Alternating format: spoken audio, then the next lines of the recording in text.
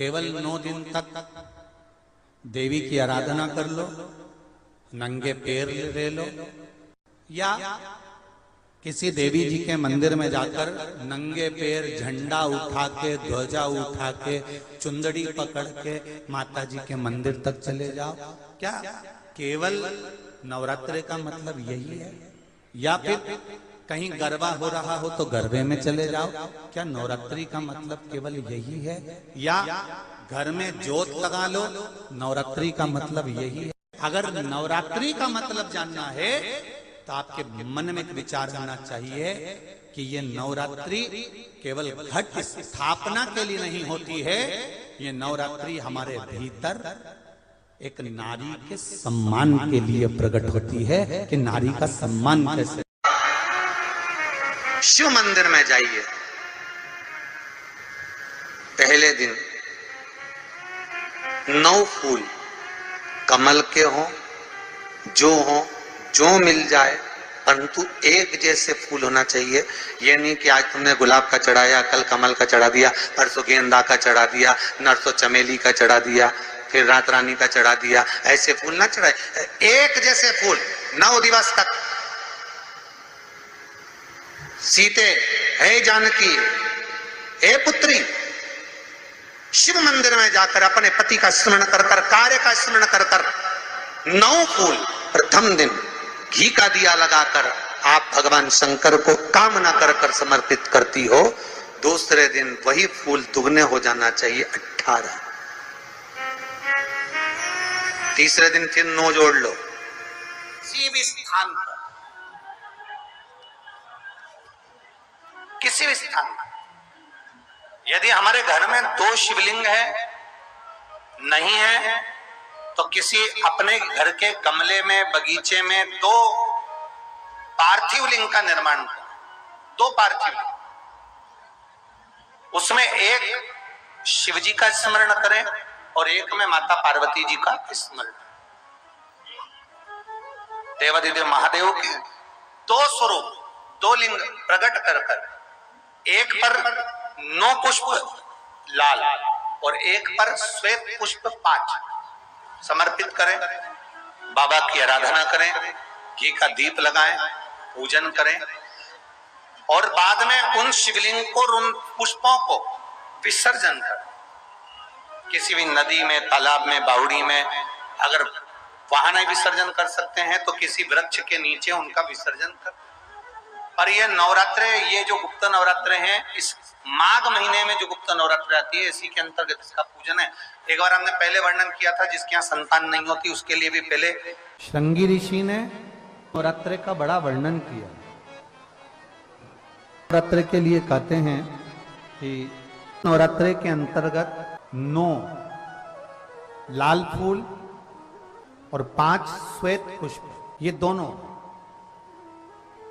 लोग कहते हैं नवरात्रि में हम देवी की आराधना करें, नवरात्रि में हम भगवान की आराधना करें, पर शिव महापुराण की कथा कर रही है, भगवान शंकर का चरित्र कथा है।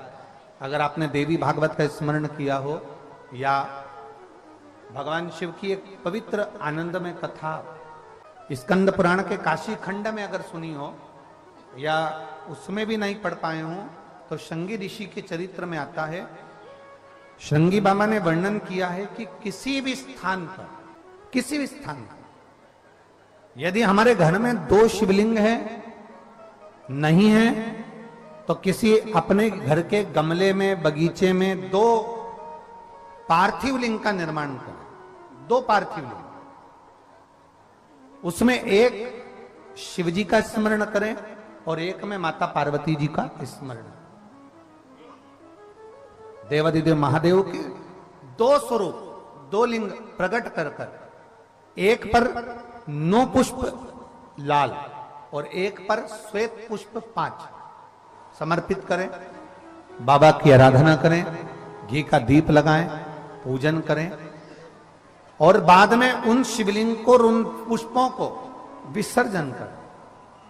किसी भी नदी में, तालाब में, बावड़ी में, अगर वहां नहीं विसर्जन कर सकते हैं तो किसी वृक्ष के नीचे उनका विसर्जन कर दो। पर ये नवरात्रे, ये नवरात्रि आती है, इसी के अंतर्गत इसका पूजन है।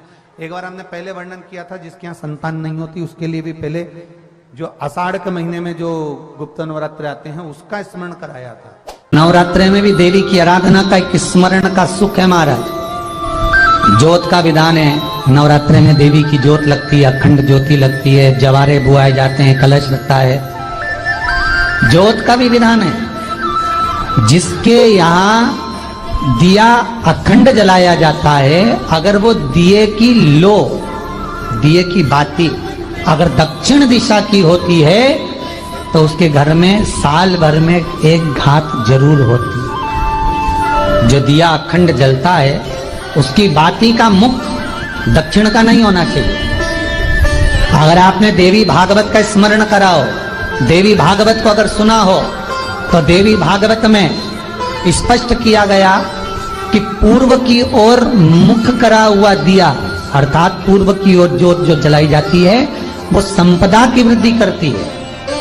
पश्चिम की ओर मुख कर कर जो ज्योत लगाई जाती है महाराज, वो वैभव को देती है। और उत्तर की ओर जो मुख कर कर ज्योत जलाई जाती है, उत्तर की ओर जो ज्योत का मुख रहता है वो आयु की वृद्धि करती है, घर में अकाल मौत को रोकती है। दक्षिण की ओर ज्योत ना लगाएं। अगर आपको लगाना है पूरब की लगाएं, पश्चिम की लगाएं या उत्तर की लगाएं।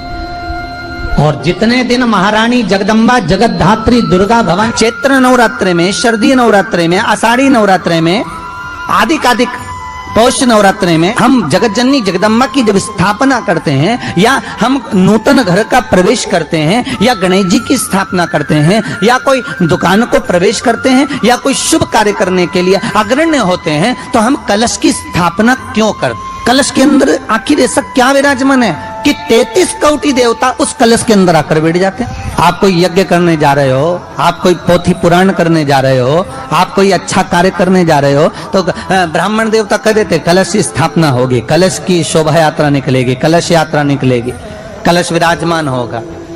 उस कुंभ की उस घड़े की महत्वता कहां से प्रकट हो गई? शिव महापुराण की कथा कहती है महाराज, भगवान ओघड़दानी शंकर स्वयं आद्य शक्ति जगदम्बा से कहते हैं कि जगदम्बा तू क्या चाहती है बोल। तो जगत जननी जगदम्बा कहती है कि जहां मैं हूं वहां शंकर है, ये आपने कह दिया, पर जहां शंकर है वहां पार्वती का होना जरूरी है। उसके लिए सिद्ध करने के लिए एक स्थान ऐसा बनाया जाए जहां पर शंकर विराजमान है और शंकर के साथ पार्वती विराजमान है। तो शिव जी ने कहा पार्वती, उसके लिए मैं तुझे एक सुंदर कलश का निर्माण कर कर देता हूं। अष्टमी के दिन कन्याओं का भोजन कराओ या नवमी के दिन कन्याओं का भोजन कराओ, पर देवी भागवत तो कहती है, देवी भागवत तो वर्णन करती है कि पहले नवरात्रे से लेकर नवमी तिथि तक जितने दिन देवी के होते हैं, प्रत्येक दिन में आप किसी भी दिन कन्याओं का भोजन करा सकते हो, पहली रात्रि से लेकर, पहला दिन से लेकर। पर 90 दिन तो सवेरे पूजन करके, यज्ञ करके, अनुष्ठान करके देवी को विसर्जन कर दिया, फिर नवरात्रि पूर्ण कैसे हुई? नवरात्रि की पूर्णता होती है अमावस्या की रात से गिनी जाती है। कौन से दिन से गिनते हैं? अमावस्या की रात्रि, फिर एकम की रात्रि, फिर दूज की रात्रि, ऐसे गिनते गिनते अष्टमी की रात्रि तक और नवमी के दिन सुबह तक या दोपहर तक या शाम तक, जब तक आप यज्ञ ना करें तब तक ये 9 रात्रियां पूर्ण गिनी जाती है महाराज देवी भागवत के हिसाब से पूर्णता। अब हमने कन्या भोजन का जो क्रम बनाया, अष्टमी के दिन करा देंगे, नवमी के दिन करा देंगे, इस तिथि को करा देंगे, पर भाव देखिए, शास्त्र कहता है भूखे को भोजन जब कराइए जब उसको भूख लगी हो, और ऐसों को कराइए जिसको जरूरत पड़ रही है।